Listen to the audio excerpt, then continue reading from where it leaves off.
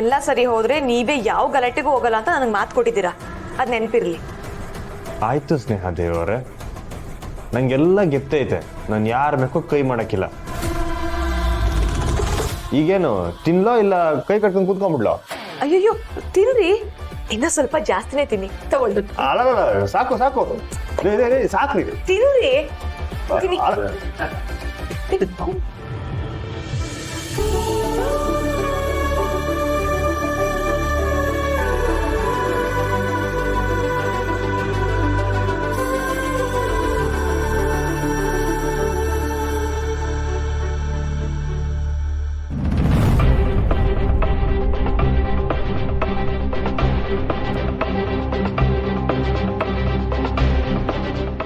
ಕಾಳಿಯ ಕಿಟ್ಟ ತಪ್ಪೋನ್ ಮಾಡೋನೆ, ಕುಡಿದ್ಬಿಟ್ಟವನ ಹೆಂಗೆ?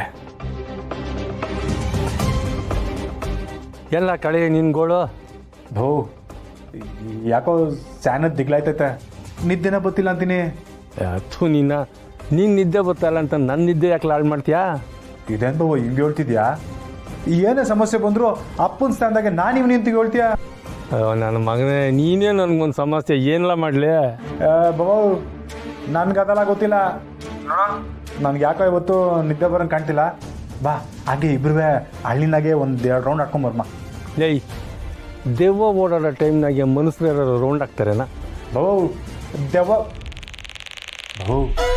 ದೆವ್ವ ಭೂತ ಇಲ್ಲ ಅಂತ ನೀನೇ ತಾನೇ ಹೇಳಿದ್ದು.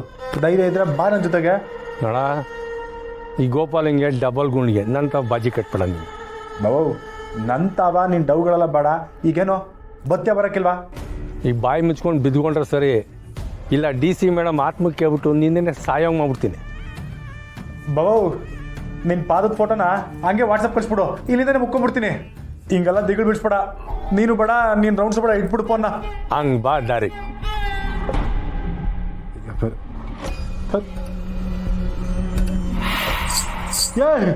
ಯಾರಲ್ಲ ಅದು? ಅಯ್ಯೋ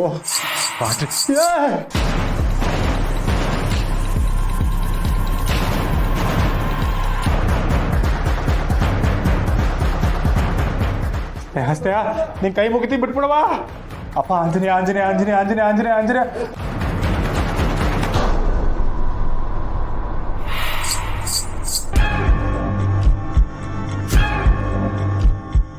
ಯಾರೋ